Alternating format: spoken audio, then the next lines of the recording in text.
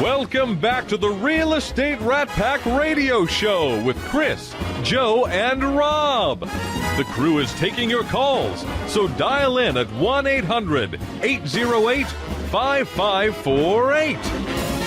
And we're back. Thank God for Brent keeping us on task here. Absolutely. Thank God for that. But, we're having a great subject matter. We're talking about international real estate. We're talking about Panama. We're talking with Enid about all the international market. But we have a call right now from Natalie from I still want Panama. Van Halen. Dun, dun. Natalie, how you doing? I'm great. How are you? We're great. We're good, thanks. We're really good. Thank you. And then silence. All right. Okay, and I have some questions about Panama. Doing good. We were all scrambling to get our mics on. You Headphones have on. a question for one of our guests today? Yes, I do. So I hear Panama is ranked like number one for one of the best places to invest, retire, and live.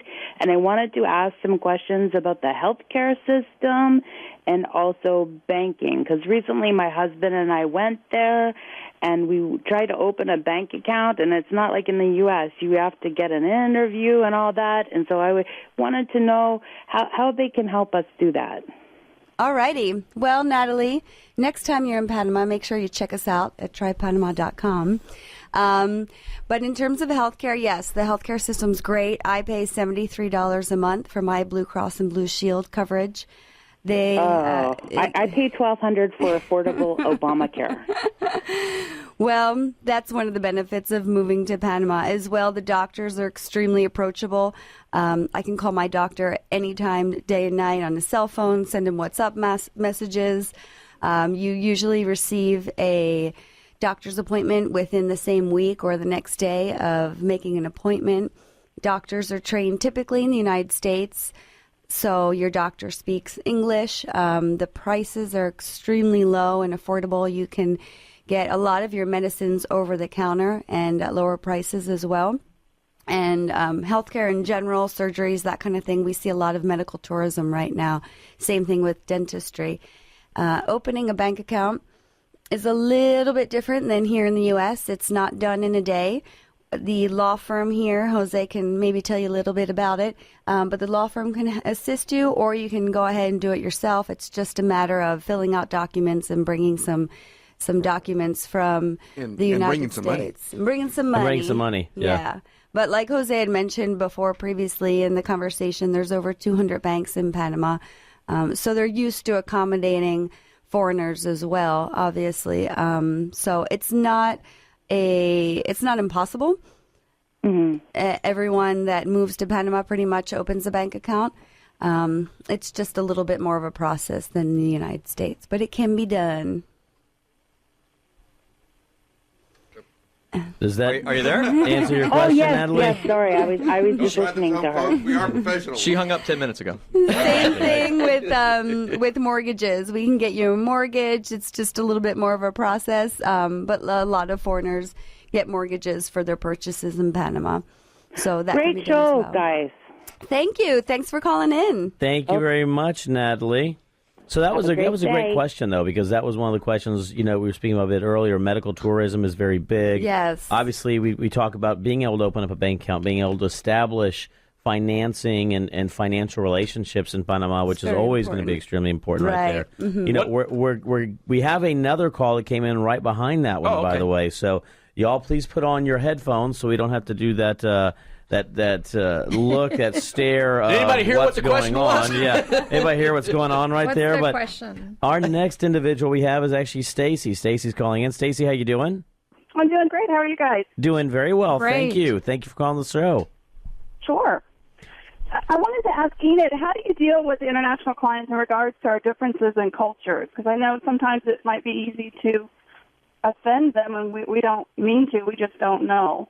That's a very good That's a great question, by the way. question, yes. Very, very good question. Well, Stacy, let me tell you that, yes, we all have been in situations that you think, okay, what do I do? Actually, I had a client, a Middle Eastern client, and he was giving me a referral, and I'm very I hug everybody and I kiss everybody. I'm very happy. And he texts me. Kim, she's Very not friendly. sitting next to me in the studio. I am just sitting wanna next point to that you. out. I'll kiss you. I'll give you a hug. But the thing is that he all of a sudden my telephone, I got a text, and he was sitting next to me, and I see, and he said, "Remember, no hugs." No hugs, no kisses. And I look at him and I said, okay. So, it all depends on whoever you're dealing with. Sometimes we have clients that are very serious. You don't touch them. There's some cultures in Asia that you cannot touch. You cannot look at the eyes, it will be disrespectful. So you have to be mindful of their cultures. And what I would say is GTS, Google that stuff before stuff. That's excellent advice. Because, I'm going to tell you, if you're going to meet somebody that is from another country, just make sure you know how to deal with them, because you can offend them and you will lose the business. And that's one of the things that I try to do before I meet anybody. And it's very interesting. And if you don't know, Google it or call somebody that is from that culture. But it's a challenge, but it's really interesting. And then you can be their best friends. Did you like that, Stacy? Great advice. Thank you, guys. I'm enjoying the show this morning. Thank you very much. Thank you for tuning in. Thank you for calling. Bye-bye.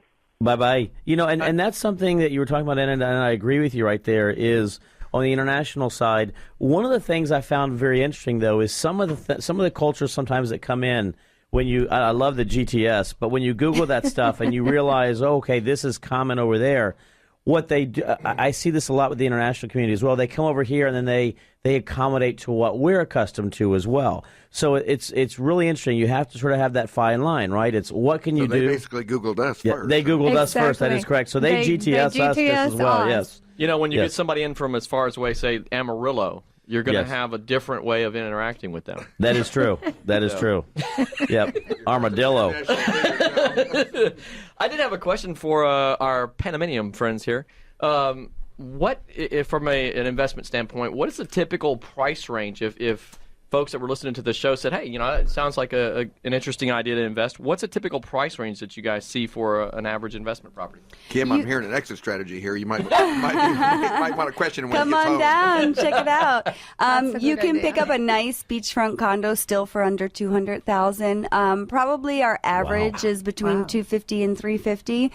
But yes, that's the lower cost of living. That's why we're seeing so many North Americans moving and Europeans moving to Panama, just for the lower cost of living above anything else. You can really pick up a beachfront condo here in the north of Galveston, I think, for where the oil slicks all come in at, and they're Probably usually for pretty well $500, discounted. $600, Yeah, 600 right there. And a lot of these are resales, so they're coming fully furnished with all appliances. So you just pretty much need to bring your booze and So the House your Hunters lady, and there you International go. is true then. Yeah, She look at you and say booze. And I don't know. I do want to ask about the weather. Talk about the. Wait a minute. She mentions booze and ladies, and now he wants And to then shift the Rob weather. wants to go in a completely opposite direction. By the way, what's the weather looking like? Oh, you want to know why? He wants to know if they're sunbathing and if it's good to have a Corona on the beach. The So weather you have a is fairly even gorgeous. Yeah, we do have a dry season and a rainy season. Our specialization is the Pacific Beaches and Mountain area, which is about 1 hour outside of Panama City, and we're in the dry arc. It's called the Arco Seco. So fortunately, our rainy season is not very rainy.